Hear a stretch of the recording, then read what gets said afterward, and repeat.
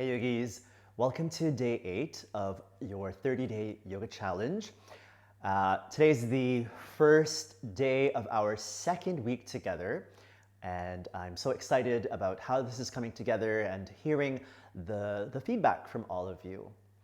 Today's class will be a yin class, and yin class, or the practice of yin, I should say, takes a little bit of a different pace. Not even a little, it's very much a different pace from the classes that we've had thus far. And it's really gonna help slow us down, and really the theme of this class today is to unwind.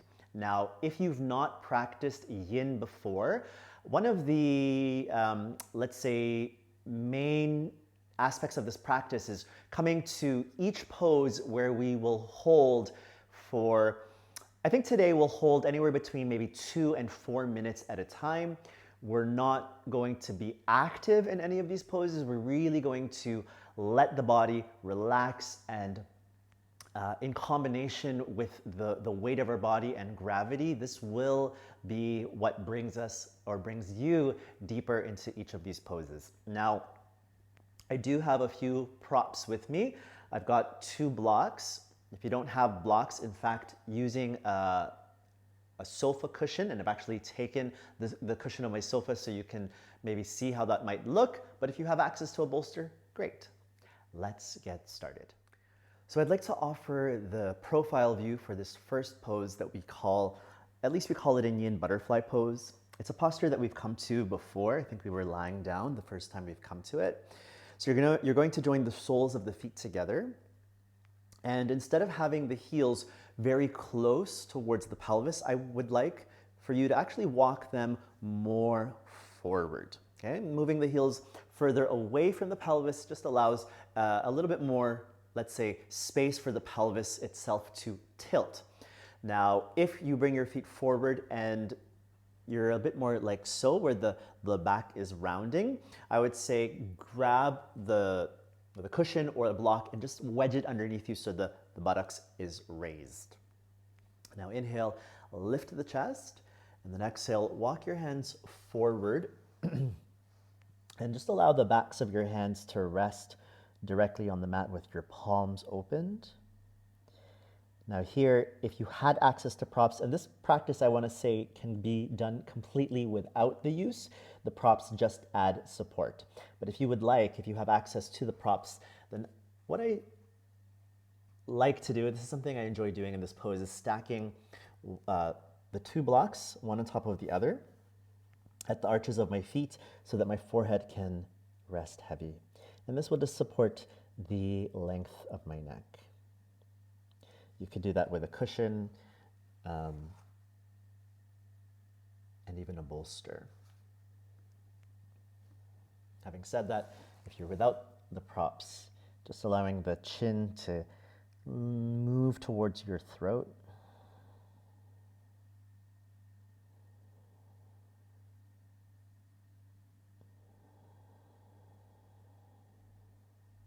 And coming to a slow breath in and a slow breath out.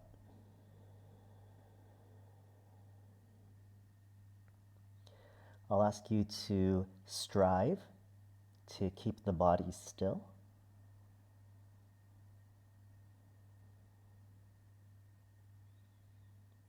And just know there may be feelings of discomfort within the body, so physical sensations that cause you to feel uncomfortable.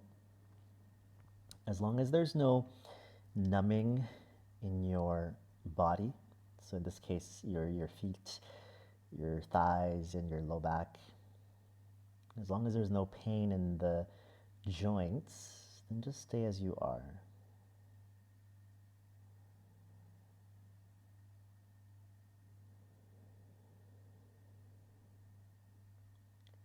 The breath does not have to be manipulated.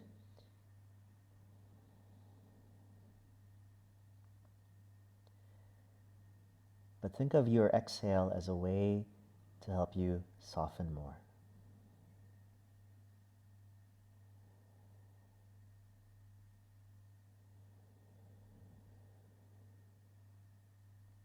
If you haven't yet, do close your eyes and draw the focus inwards.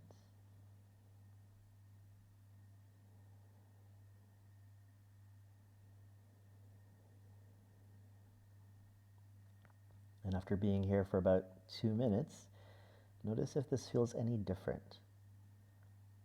There may not be a dramatic change within the body, but hopefully feeling some ease, at least more ease now than when we first came into the posture. We'll stay here for about 1 minute more.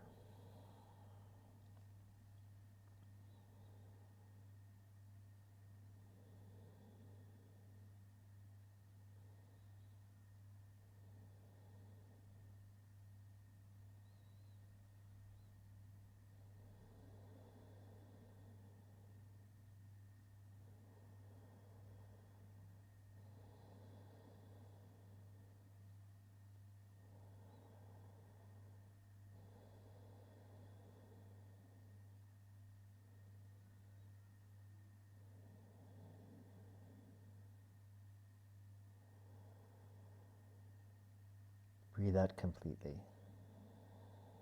Hold your breath out. And then open your eyes gently as you lift the chin. Breathe in. And then exhale, take your hands to the ankles and gently bring the heels closer to the groins. And then hold onto your feet or the ankles and breathe in. See if you can lift the chest. Bending through your elbows slightly as though you're pushing forward through your front of heart. And release the feet and we'll step into a downward dog pose. So we're going to use this down dog merely as a transition, excuse me. Hold here.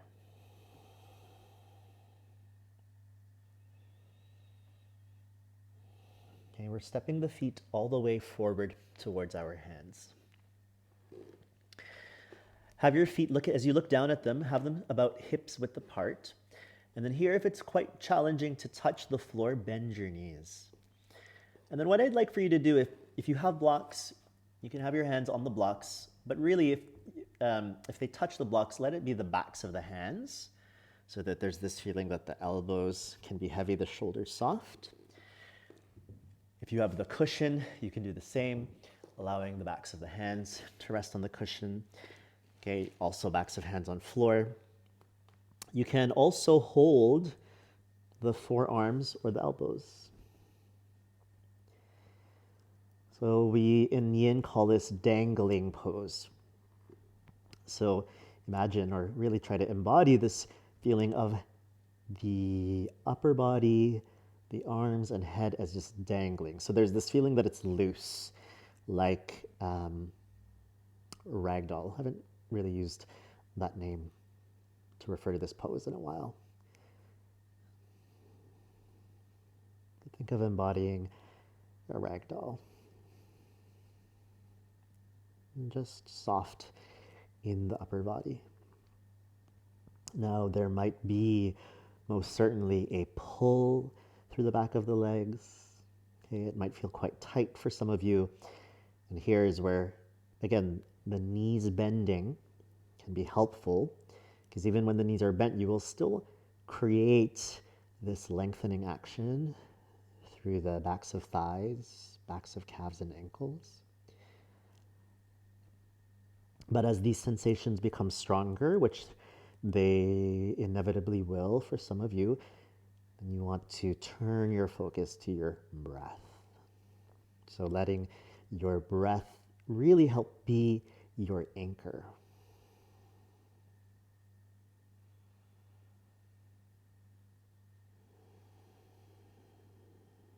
Breathing out as the gateway to further relaxation.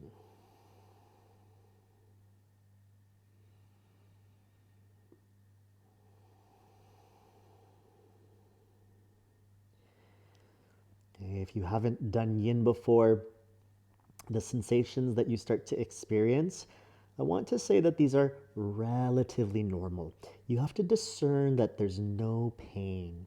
So feeling the difference between what is something sharp and painful in the joint versus a feeling of stretching. Okay, any numbing, any tingling, please use that as a signal to maybe bend your legs deeper or just come out of the posture outright. You don't have to be in these poses as long as I'm guiding you through them.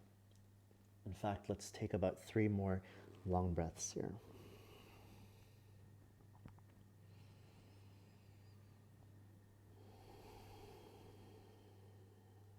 Inhale. Release your hands, exhale. And then start to lift the chin away from the chest, hands down on the floor, and just start to bend back and forth through each knee. So while one knee is bending, the other straightens. You can maybe squat down, bend both of your legs, re-straighten, lift the hips. I invite you to come to any little movement that helps you to feel that you're releasing.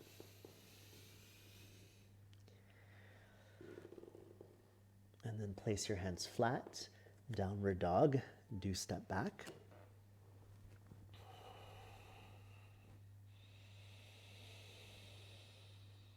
On your exhale, lower your knees to the floor and have your toes together, the knees moving as wide as is comfortable for you. Let your forehead rest down.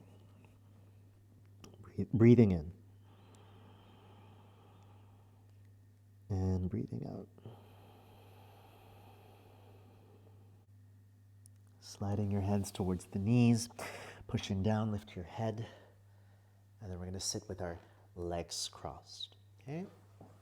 So you can stay facing the front of the mat. I'm going to turn to face forward so you can see the view from the front. But as you sit with the legs crossed, have the right leg in front of the left. Now, as I mentioned at the start of class, if you feel that when you're sitting upright, you're being pulled back, I would say to lift or sit a little bit higher. So place a block, 1 or 2 blocks underneath your buttocks. You can also use the cushion. So we're going to take our right arm behind the back, and all you're really doing here is lightly pushing the back of your hand into the lower back, and then take your left hand to the outside of your head. So the right side of your head, breathing in, and on the exhale, very gently pull, or rather, let's say lower your left ear towards your left shoulder. If you feel like your right arm behind you isn't the most comfortable, another option is to stretch the right arm out towards the side, keeping the hand around the height of the hip, perhaps spreading the fingers wide, and gently pulling the arm to the right while your left ear lowers towards the left shoulder. If there's any strong discomfort within the left side of the neck and shoulder, think of moving the chin up, down, or to the side in a position where you feel less of that discomfort. Let it be more of an experience through the right side of your neck.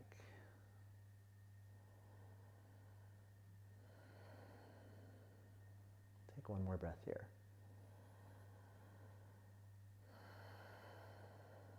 Releasing your left hand and slowly sitting tall. Let your hands rest on the knees. Maybe even close your eyes. Inhale. Exhale, switch the legs. So the left is in front of the right. Left arm goes behind your back. Again, lightly pressing the back of your hand into the low spine. And then right hand comes to the left side of the head. Inhale. Exhale, lower your right ear towards the right shoulder.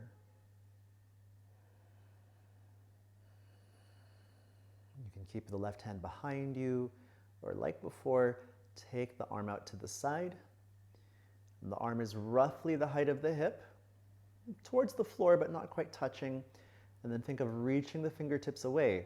So as the fingertips reach to the left, it's like the shoulder draws away from the earlobe.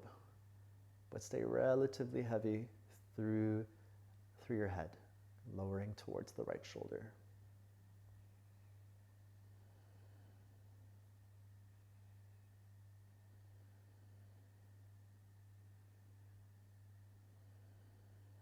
Stay exactly as you are. Take one more breath.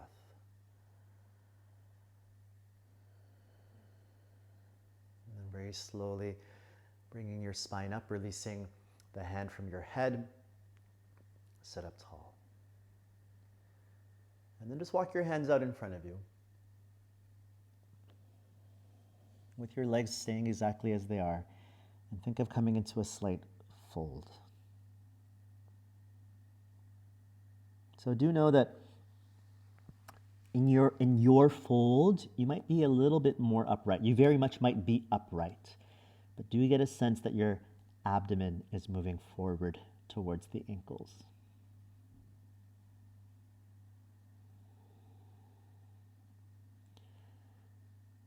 So just check in with how you feel. If this is feeling really nice, nice being a relative word, stay there. You can sit yourself upright if this is the end for you.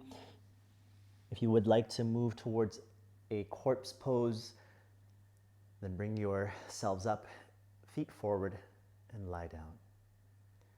This is the end of our practice today, day 8, that being Unwind. I hope it serves you well. I'll see you tomorrow. Namaste.